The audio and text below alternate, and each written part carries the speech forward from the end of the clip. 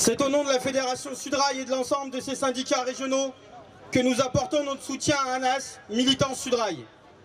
Et nous étions déjà présents à ses côtés le 18 avril 2024, lorsqu'il avait été convoqué par la police antiterroriste à Bobigny.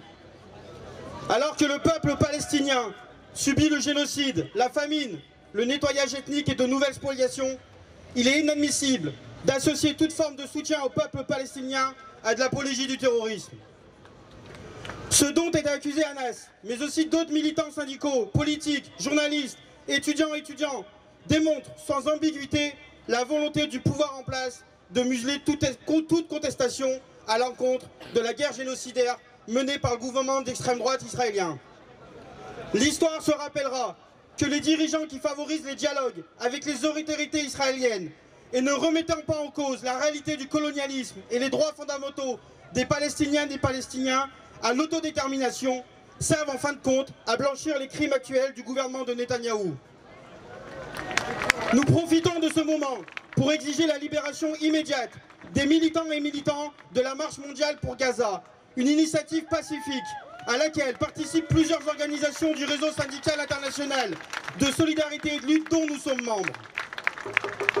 Nous dénonçons aussi les menaces de dissolution d'Urgence Palestine.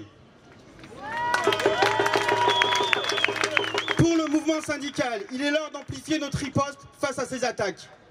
Le combat contre la criminalisation du soutien à la Palestine est indissociable de la lutte contre cette tendance réactionnaire sur laquelle prospère l'extrême droite.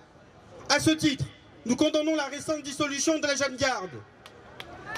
Comme nous nous sommes opposés à la campagne publicitaire Bardella dans nos gares, nous exigeons le retrait de la note raciste d'instruction de Retailleau du 12 juin 2025 qui appelle à mener des contrôles dans les gares, les trains et les bus. Le soutien à la Palestine est une affaire syndicale aussi.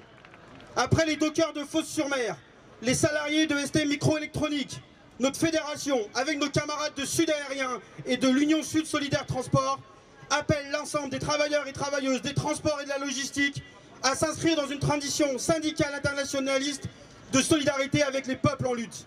Refusons de transporter du matériel au potentiel militaire à destination d'Israël.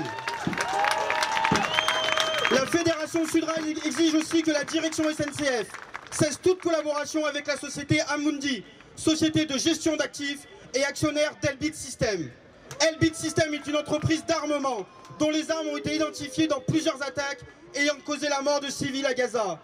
Nous refusons que l'argent des cheminots et des cheminotes serve à ces massacres. Nous allons, avec d'autres organisations de solidaires, lancer une campagne de désinvestissement. Alors qu'un génocide a lieu sous les yeux du monde entier, l'heure n'est pas à la condamnation de celles et ceux qui la dénoncent et la combattent. Soutien à Anas, arrêt immédiat des procédures judiciaires, justice et paix pour le peuple palestinien.